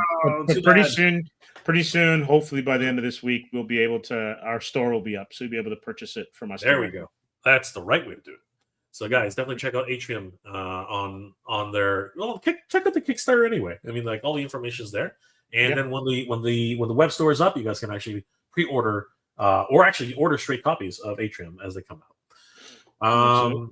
Good journey, my friend. We shall see you, Eldor. Always good to see you, Erwin. Good to see you, my friend. Always good to see you, brother. Hal Jordan, good to see you too, brother.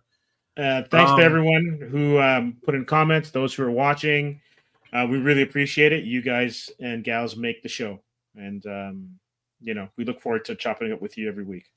It's been a lot of fun and want to continue doing so.